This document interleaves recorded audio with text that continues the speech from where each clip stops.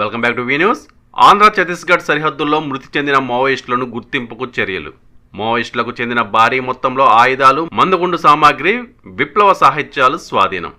ఆంధ్ర ఛత్తీస్గఢ్ సరిహద్దుల్లో సోమవారం జరిగిన ఎదురుకాల్పుల్లో మృతులను గుర్తించడానికి చర్యలు తీసుకుంటున్నట్లు బసర్ ఐజీ పి సుందరరాజన్ తెలిపారు. సరిహద్దుల్లో దంతవేడు జిల్లా దబ్బకున్న అటవీ ప్రాంతంలో మావోయిస్టులు ఉన్నారని సమాచారంతో పోలీసులు భారీ ఎత్తున గాలింపు చర్యలు నిర్వహించారు. దండకారణ్యంలో జల్లెడబడుతున్న క్రమంలో మావోయిస్టులకు పోలీసులకు భీకరంగా జరిగిన ఎదురుకాల్పుల్లో 3 మావోయిస్టులు మృతి చెందగా వారి వద్ద 3 ఆయుధాలతో పాటు మందుగుండు సామాగ్రిని, విప్లవ సాహిత్యాలని పోలీసులు స్వాధీనం చేసుకున్నారు. బస్తర్ ఫైటర్స్ మరియు డిఆర్జీ ఉమ్మడి పార్టీ దంతవాడ జిల్లాలోని కటే కళ్యాణ్ పోలీస్ స్టేషన్ పరిధిలోని తుమ్కాపాల్ నక్సల్స్ ఆపరేషన్ కోసం బయలుదేరింది. దబ్బకొన్న మధ్య అడవి కొండల్లో పోలీస్ పార్టీకి మరియు మావోయిస్టుల మధ్య ఎదురుకాల్పులు జరిగాయి. దర్బ డివిజన్లో యూనిఫామ్ ధరించిన మగ మావోయిస్టులు మృతదేహాలు లభ్యమయ్యాయి. ఈ ఆపరేషన్లో మందుగుండు సామాగ్రి మరియు